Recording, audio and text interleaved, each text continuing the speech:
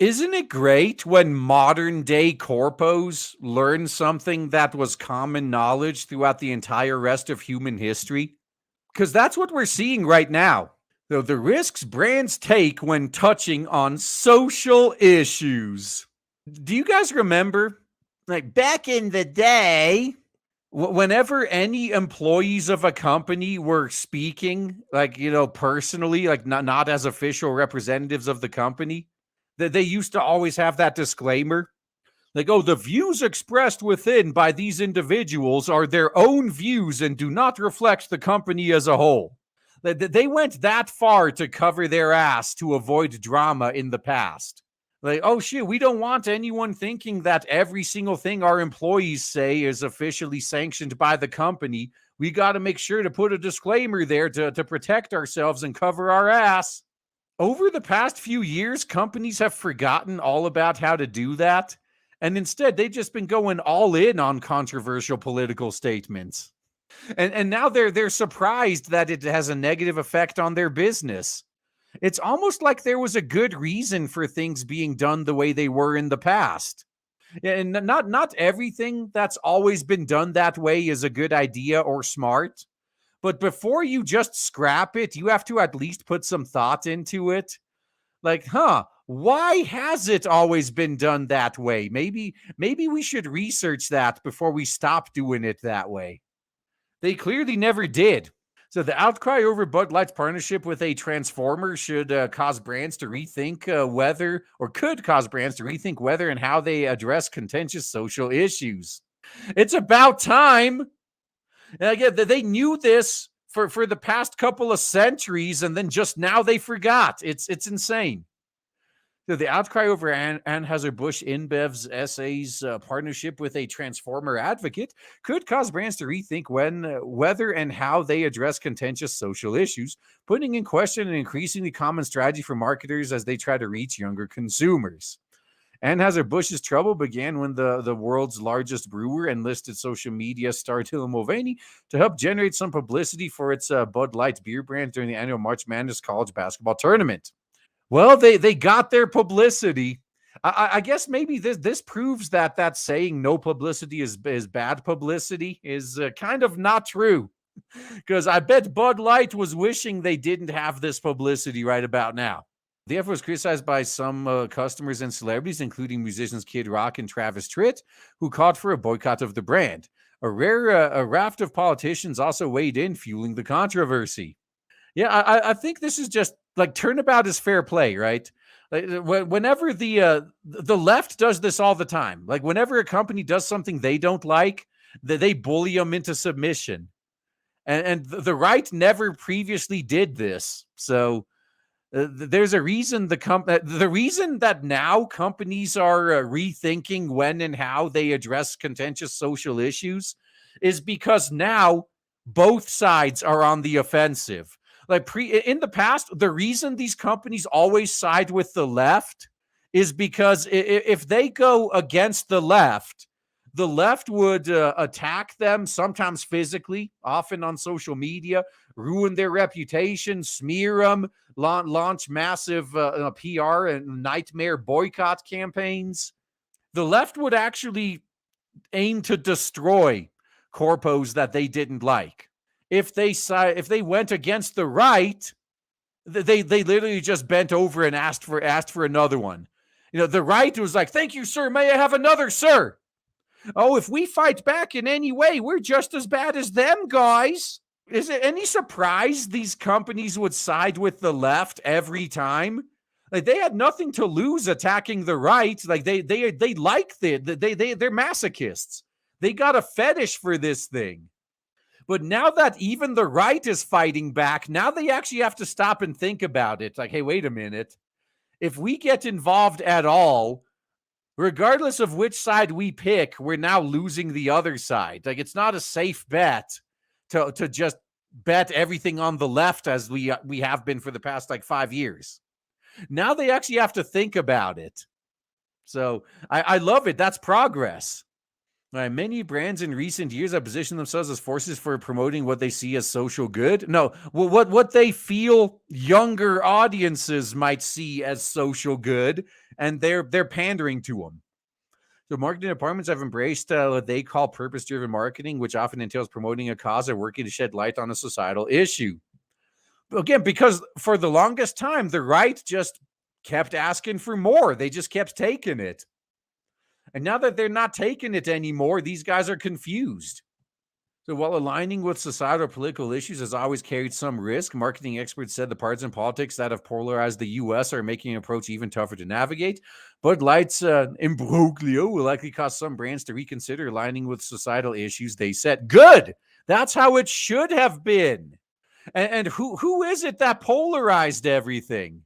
Boardrooms are likely going to be asking, is it really worth the risk? Said Harris Diamond, former chief executive of Ad Giant McCann World Group. And once again, about time. This is knowledge that companies had up until a few years ago, and then they just magically lost it. Like that's the part that I still don't get. How do you go back so far? So companies that weigh in on issues are increasingly finding themselves in the crosshairs, thanks in part to heightened political climate and partisan politics, Mr. Diamond said. We've never seen politicians from the left and right step into these controversies to the extent that they're stepping into them today, he added. Where were these articles like 5 years ago when this was entirely one-sided for the left?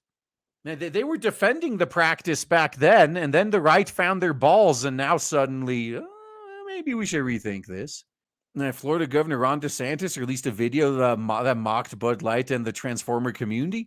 The video promoted merchandise tied to the governor and parodied Real Men of Genius, an ad campaign that Bud Light began airing in the late 90s. Oh, that is great. This is one of the best things you could do to them. You hit them using their own good content from the distant past. Like, hey, remember when you guys didn't suck? Yeah, on the other side of the aisle, Representative Ted Lieu twatted a photo of himself and several other California Democrats smiling and holding Bud Lights. What a bunch of consumers, am I right? Christopher Graves, president for the Center of Behavioral Science at ad agency Ogilvy, said the price companies pay for taking a point of view has escalated as people look for ways to define who is and who is who's in and who is out in the culture wars. Yeah, this was not a problem until the right started fighting back. The left has been doing this for years. The right was just bending over and taking it. Now that the right is fighting back, all of a sudden it's a big problem. Oh my God, it's so polarized. Oh my God, my culture war. So that escalation is acceptable for some companies if they and their employees feel strongly about an issue, but some will likely take a pass on weighing in on social issues if it's not truly aligned with their deep-seated values, he said. So you'll know exactly which companies to avoid. So companies from Walt Disney and Airbnb to Pernod Ricard SA and Coca-Cola have populated the airwaves and internet with ads that hit on social themes such as the Burn Loot Murder movement, immigration, gender pay equality, alphabet soup rights, climate change, and sustainability. Now hold them to it. Yeah, all these rich white executives like filleting themselves over how inclusive they are. Encourage them to give up their jobs to alphabet soup and minority people. So weeks before the current year -7 presidential elections, Tecate, the beer brand owned by Heineken NV, made light of a campaign promised by then candidate Orange Man with an ad in which Hispanic consumers come together over a wall marking the border between the U.S. and Mexico, which is revealed to only be 3 feet tall. The ad made its debut during a debate between Orange Man and Hitler. Tecate's head of marketing said at the time the ad wasn't political. Yeah, and in that sense, like that's about as tame as you can get. They were just using something that was part of the political climate at the time. But it's not like they were making a statement about something. Were they? So Airbnb and 84 Lumber, we used the current year -6 Super Bowl to run ads taking on Orange Man's immigration priorities, while luxury car maker Audi used the big game to promote gender pay equality. Yeah, are you noticing a pattern here? Like I was saying, all these companies seem to be leaning in a specific direction. the direction it was safe to lean in because the other side are cucks and didn't fight back. Now that the other side's fighting back, they're having second thoughts. And I hope you guys realize this could have been nipped in the bud if our side had balls back then. In current year -4, Nike ran ads featuring National Football League quarterback turned activist Colin Kaepernick. Dove, a skin and hair care brand owned by consumer products giant Unilever, has an initiative that aims to stop discrimination around black hairstyles and texture. What are they actually doing to promote that, though? So marketing executives say purpose-driven efforts not only promote what brands consider to be positive social outcomes, but also help drive company growth. Consumers around the world are increasingly taking into account what brands stand for when they buy a product. Now, you're not wrong. If I see that a brand stands for all this social justice shit, I if not completely drop them, I at least minimize my patronage. If I see a company openly speak out against wokeness and censorship, I'll be more likely to support them. Now, around 63% of consumers choose to switch, avoid, or boycott a brand based on its stand on societal issues. The current year -1 Edelman survey of 13,700 consumers found. And up until recently, it was entirely one-sided. Not anymore. Now, companies also have embraced the practice because it helps them attract workers who have come to expect employers to share their values, marketing experts say. Now, what are they going to do when they realize that the employees that share their values are useless bloat, and they drove away the employees who didn't share their values, who were doing all the work, and now they're either working for a competitor or they're making their own? Anheuser-Busch has a long history of tackling social issues in marketing. In current year -7, Bud Light aired a commercial that featured actors Seth Rogen and Amy Schumer promoting equal pay. And that was so cringe, by the way. And another that supported same-sex marriage, in which the duo attended a wedding. So Seth Rogen and Amy Schumer, I guess that would be a same-sex marriage. A current year -6 Super Bowl ad from Budweiser touched on immigration themes amid the political debate over immigration. Budweiser's commercial, which the company said at the time was an attempt to make a political statement. And but Bud has a history of this, don't they? They were trying the same thing with the current controversy. It's centered on the immigration story of Adolphus Busch, co-founder of the parent company Anheuser-Busch. Let me guess, though, was he a legal immigrant, though? Because they always just say immigration, but they never fail to they always fail to point out that like nobody's arguing against legal immigration, and yet they always use legal immigrants as a shield to hide behind. It's like, hey, dude, I know legal immigrants that are furious that they could have gotten better and quicker treatment if they just did it the illegal way. Yeah, legal immigrants have the biggest problem with illegal immigrants of any group I'm aware of. Now, wading into the side of issues has always come with some risk. Consumers and activists have routinely used social media to call out brands for being too political or for failing to back up their marketing with tangible actions. Yeah, that's the best part. So these corpos, they think that just spouting left-wing talking points is the safe thing to do until the left started demanding action. So I'll give the left credit for that. Yeah, Audi's current year -6 Super Bowl commercial drew criticism, as some found the ad to be disingenuous, while customers called for shoppers to boycott Nike with its campaign featuring Kaepernick. Yeah, that worked out well. 59% of the male U.S. consumers who describe themselves as conservative or very conservative reportedly having a negative opinion of a Bud Light brand on April 23rd, up from 4% on April 1st when Mulvaney's post first went live, according to market research firm YouGov. Nearly 4% of all respondents in a separate poll run by YouGov on April 23rd said they would consider buying Bud Light, down from 5.7%. Wow. There's not that many to begin with. So brands such as Nike and Disney, whose audiences skew younger and are more likely to support regressive causes, could ultimately suffer more for not engaging on social issues. Well, these companies listen to this advice and then they wonder why they fail. Holy shit, man. Yeah, said Anjali Espal, an associate professor of marketing at Babson College. Well, now you know someone who apparently slept through all their classes and found other ways to get that grade.